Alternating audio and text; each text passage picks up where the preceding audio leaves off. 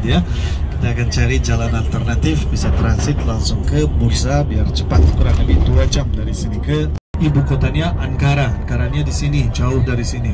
So, Ankara di pusat, Istanbul di barat, di pinggir laut. Istanbul ini kota terbesar Turki.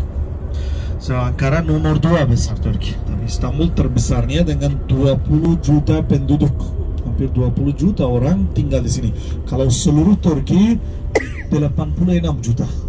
So, hampir seperempat Turki tinggal di Istanbul. Itu yang bikin masalahnya ini.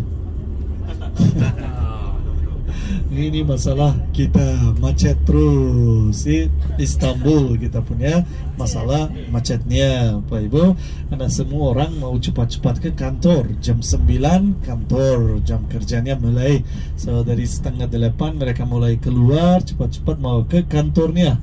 So oleh karena selalu ada masalah macetnya. Tapi sebentar lagi kita mutar cari arah lain, jalan lain, jalur lain untuk alternatifnya biar cepat ke Asia. So Istanbul kota ekonomi kita. Kalau kota pemerintah Ankara, presiden kita, parlemen kita, semuanya di Ankara. Kalau Istanbul kota ekonomi kita, kota industri kita kan sejarahnya panjang juga di sini. Tapi dulu ibu kota dinasti Utsmaniyah. Sebelum Utsmaniyah, Romawi Timur, Konstantinopel panggilnya. Sebelum Konstantinopel, Bizantium nama kotanya. So, pertama kali yang membangun oleh Yunani abad 6 sebelum Masehi. Sebelum Masehi, mereka membangun kota di sini, panggil Bizantium. Nanti abad 4 setelah Masehi, Romawi perlu satu ibu kota untuk timur. Karena ibu kota Romawi, Roma, Italia. Jauh dari Italia ke Asia. So mereka perlu satu ibu kota dekat ke Asia. Kalian paling lokasi indah ini Bizantium. Ambil kota ini, ganti nama ke Konstantinopel, Konstantinopolis atau nama kotanya. Nama Kaisar Konstantin. Mereka kasih nama Kaisar Pol, polis artinya kota. So kota Konstantin mereka panggil nama kota ini. Dan nanti zaman dinasti Utsmaniyah, Sultan Muhammad Al-Fatih menyerang kota ini dan ambil kotanya. Besok kita bisa lihat benteng-benteng, peninggalan benteng masih ada. Besok kita insya Allah ke Old City, jalan-jalan di Old City, baru bisa lihat peninggalan Romawi di kota Istanbul. So Al-Fatih ambil kota, mereka tidak mau panggil nama Konstantinopel lagi, karena itu artinya kota Konstantin. Tapi sudah jadi kota Utsmaniyah dan dari dinasti Utsmaniyah. So mereka mulai pakai nama Istanbul. Itu bahasa Romawi juga, bukan bahasa Turki. Istanbul, Stan artinya pusat, bol kota, pusat kota. Orang-orang dari keliling benteng mau ke pusat, mereka bilang ke panggil pusatnya Istanbul. So dalam bentengnya jadi Istanbul, pusat kota. So itu sangat populer nama mereka pakai juga Istanbul. Orang Turki mulai pakai nama Istanbul. Pelan-pelan di bahasa kita jadi Istanbul dan jadi ibu kota dinasti Utsmaniyah sampai Perang Dunia Pertama. Perang Dunia Pertama, ibu kotanya pindah ke Ankara karena Utsmaniyah sudah selesai. Kita jadi Republic of Turkey 1923, kita jadi Republic of Turkey. Setelah Republik, ibu kotanya pindah ke Ankara. So Istanbul jadi kota besar, kota ekonomi kita. Yang semua uang Turki buatan oleh Istanbul. Yang habisin uang kita, tahu siapa? Ankara. Istanbul buat uang, Ankara habisin uang.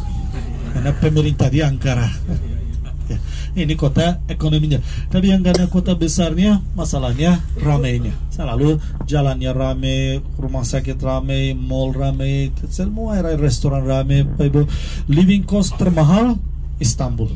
Kalau seluruh Turki living cost termahalnya sewa apartemen, beli apartemen termahalnya Istanbul karena kota terbesar. Seperti Jakarta pasti termahal di Indonesia karena ibu kota, karena kota besar. Ini juga Istanbul sama aja kota terbesarnya dan termahalnya untuk living cost kita di Istanbulnya. Pindah-pindah tinggal sama binatangnya dan tinggal di dalam tenda. Dan selalu kalau dingin cari yang tempat hangat, pindah ke tempat yang lebih bagus. Kalau di sana nggak bagus lagi, pindah lagi. Itu nomadic kita panggil. So nanti selama Genghis Khan, Mongol jadi kuat sekali. So tidak bisa tinggal di arah situ. Suku orang Turki pelan-pelan datang ke barat. Mereka sampai ke sini, beberapa suku kuat bersama bikin dinasti Selçuk. Baru jadi kuat, dan suku baru datang ikut Selçuk. Selçuk jadi terkuat di arah sini. Karena politiknya kalau suku baru datang mau tempat, oke, tinggal di sini tapi harus melindungi batasan aku. Jadi tentara aku, oke. Yang penting dapat tempat. Ya. So nanti jadi kuat, perang sama Romawi di sini, masuk ambil Romawinya semuanya. Sampai ke era sini, suku baru Ertugrul, suku Kai kita panggil. Udah nonton film Ertugrul? Sering di syuting di Indonesia, ada di TV Indonesia. Osman udah mulai nonton. Osman, ayahnya Osman Ertugrul. Itu yang sinetronnya sebelum Osman. Itu dia bawa ke sukunya ke sini. Selçuk kasih dekat ke bursa di sini. Oke, kamu di sini aja. Dia kasih, dan itu salah satu suku terkuat. Dan dia jadi batasan sama Romawi. Pelindungi batasannya Selçuk di sini dekat bursa. Bursanya masih itu Romawi. So lama-lama di sini mereka tinggal. Nanti tentara Mongol datang 200 tahun Selçuk tinggal di sini. Dan Romawi datang. Mongol ya, tentara Mongol datang ke sini dan perang Selçuk kalah. Setelah Selçuk kalah, Mongol masuk ke semua ke sini, ambil semua. Tapi Mongol tinggal wali kota, tinggal tentara, mereka mau ke utara ke Eropa, dari Rusia mereka masuk ke Eropa. So ini wali kotanya. Lama-lama 20 tahun mereka kontrol di arah sini, baru semua orang suku orang Turki bersama perang lagi sama Mongol dan hancur Mongol di sini. So mereka jadi bebas. So mereka bagi erahnya. Erah sini di dekat bursa ambil oleh Osman. Saat itu kepala sukunya Osman. Saat itu Aydinoğullar, Germianoğullar, Karamanoğullar, mereka bagi semuanya. Jadi suku kuat ambil tempat-tempat yang lokasi-lokasi mereka tinggal. Nah, nanti karena terkuatnya Osman saat itu sukunya, yang suku lain pelan-pelan ikut ke Osman. Mereka jadi dinasti baru. Dinasti Utsmaniyah mereka jadi. Utsmaniyah itu bahasa Turki Osmanlı kita panggil. Karena kepalanya Osman. So panggil Osmanlı, orang Osman, suku Osman artinya itu.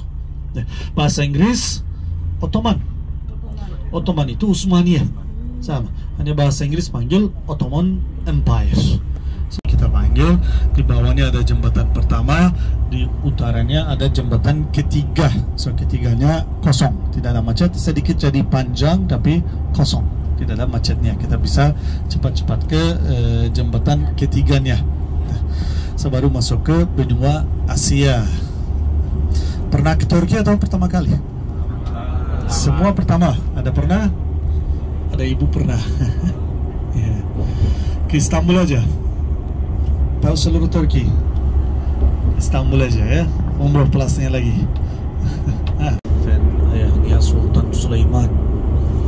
So kita kasih nama dia ke jembatan Al-Fatih. Dan ayahnya Sultan Sulaiman.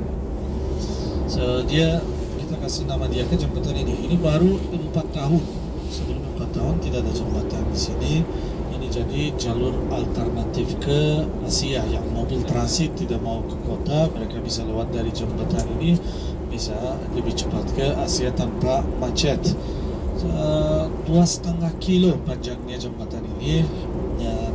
Yang pertama 1,5 kilo, kedua jembatannya 1 kilo, ini 2,5 kilo panjangnya. Ini paling terakhirnya Selat Bosporusnya, langsung dari sebelah kiri kita Laut Hitam. So kotanya di sebelah kanan, bisa lihat di ujung kotanya.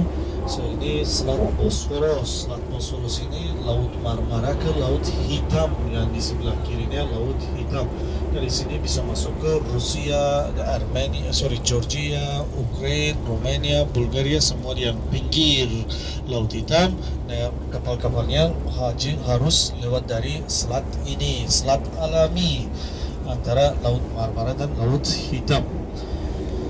Laut Jembatan Marmara, atas Laut Bosphorus ini. Hitam. Total 3 jembatan atas Bosphorus ini. 3 jembatan, dan dari kota kita nyebrang pakai kapal feri, bisa naik kapal feri nyebrang Asia Eropa. Ada terowongan bawah Bosphorus, ada terowongan juga. Masuk terowongan keluar di Asia, tapi mobil kecil aja bisa.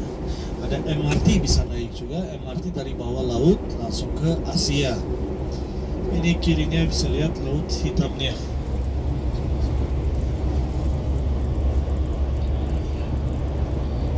Welcome to Asia. Sudah masuk Asia. See you Eropa nanti malam. Nanti malam balik ke Eropa lagi.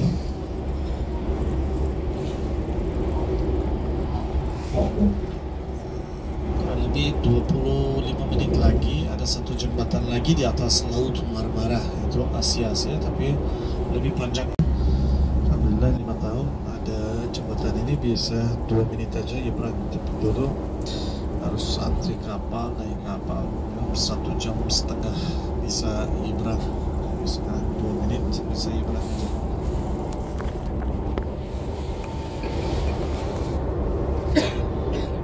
Asia ya, bukan Asia Eropa.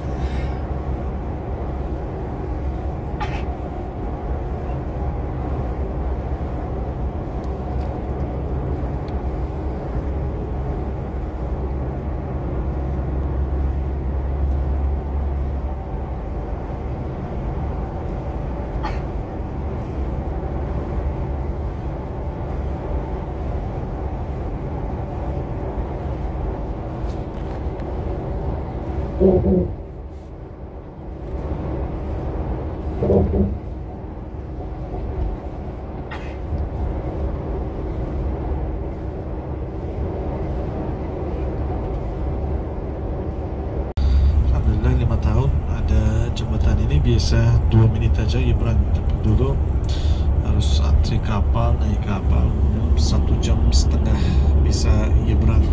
Sekarang 2 menit bisa nyebrang aja.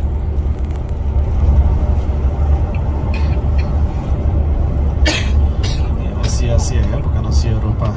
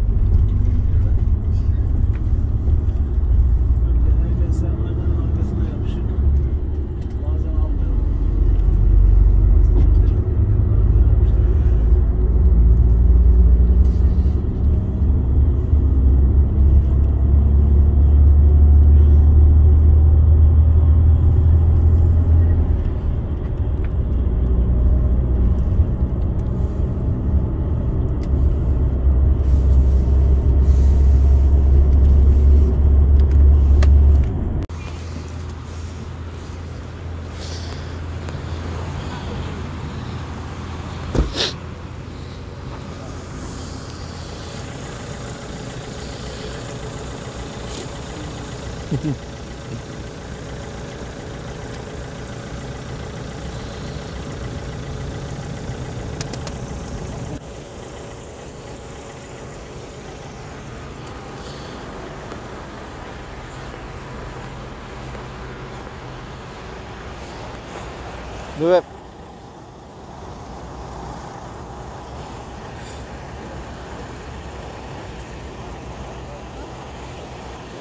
Yaris di Eropa tuh kayak yang tabrakan itu Toyota Altis.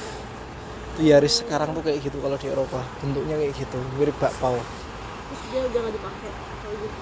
Ya, ini tabrakan. Harus perbaiki dulu dong. Adek, Sini aku fotoin, Beb. Latar belakangnya bukit-bukit itu loh, Beb.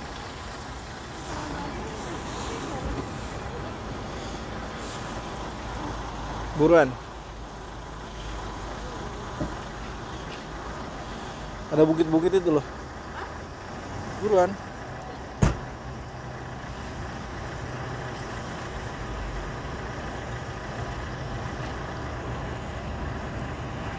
Ya.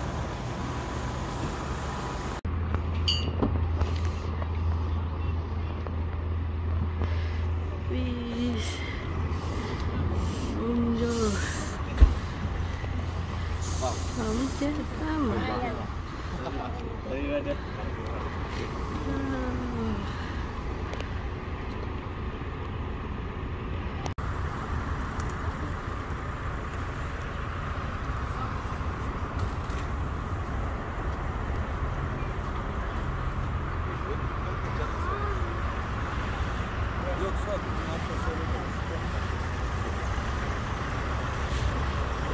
Investor. Unjuk. Masalah.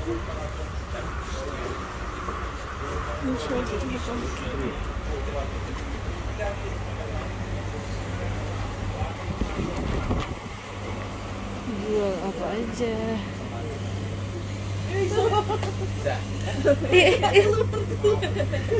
Nggak bisa. Aku nggak ngerti bahasanya ya. Lu beli apa sih, kopi atau? Itu yang Etalfas belakang ya. Nugget. Jelek tuh, wanginya jelek banget. Vending mesin. Ini apa ya, Beb? Coklat. Bisa.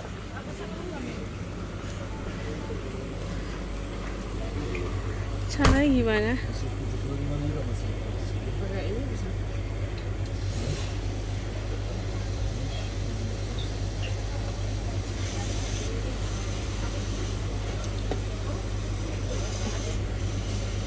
Menolak dia. Atau uang lama ya? ini beli Bapak. Dan lugar. Beli roti.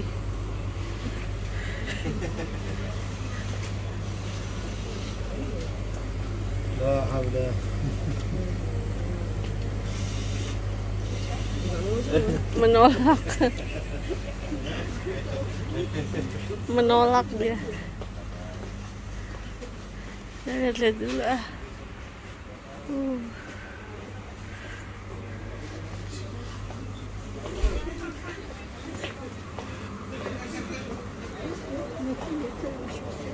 Oh, pecah. Jual apa aja.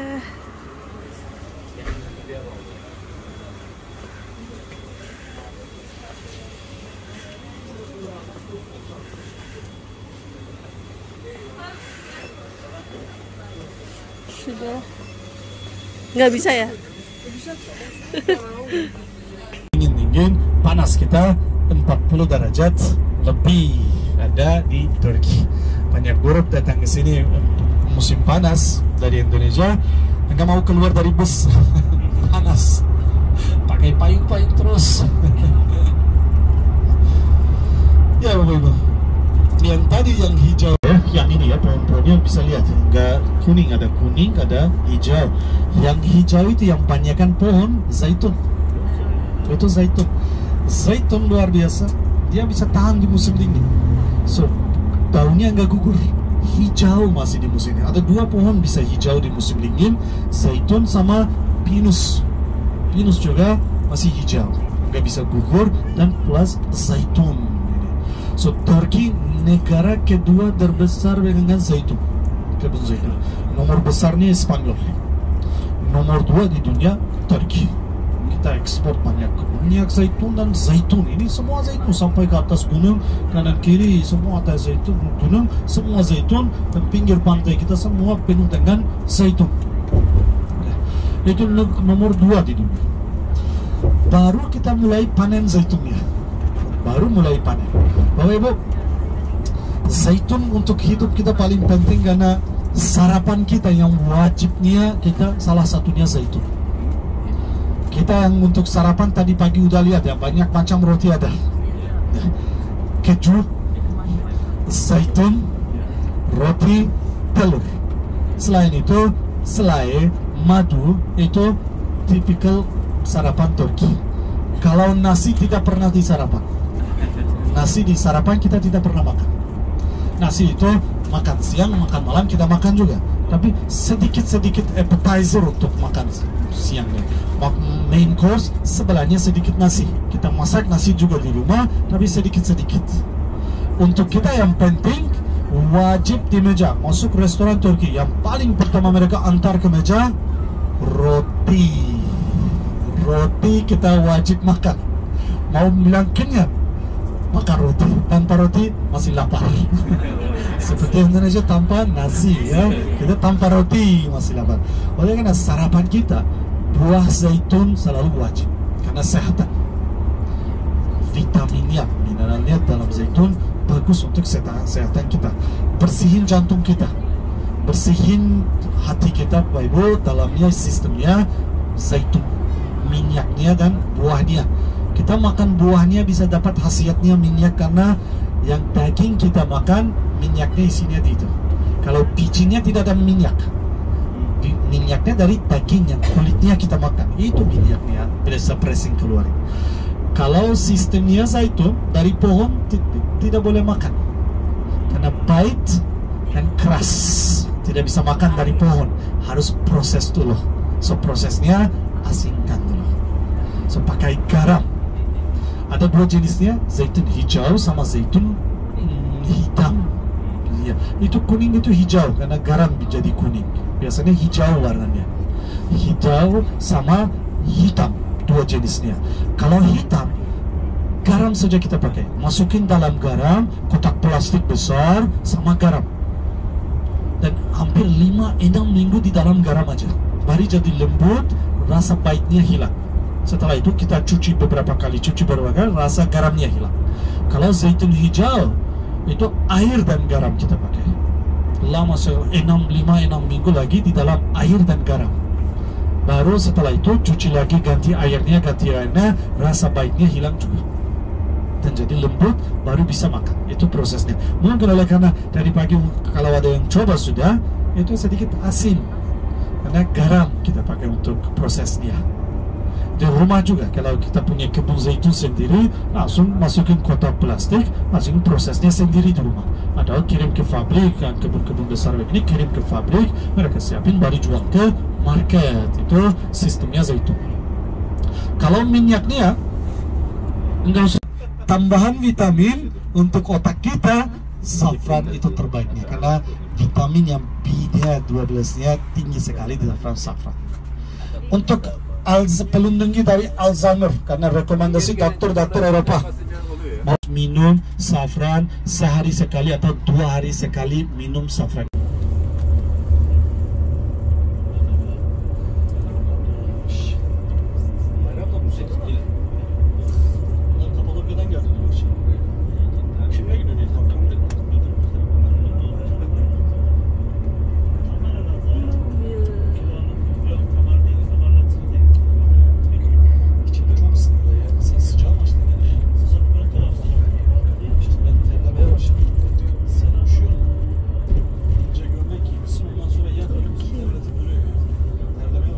Ini ya pabriknya Fiat, Bapak Ibu bisa lihat sekarang. Fiat Towash ini brand Itali, mobil Itali, Fiat namanya.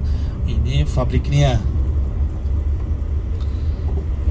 Oke, 1 menit lagi kita sampai ke sana, Bapak Ibu. Kita turun ya. Ada mereka ajakin ke satu meja informasi.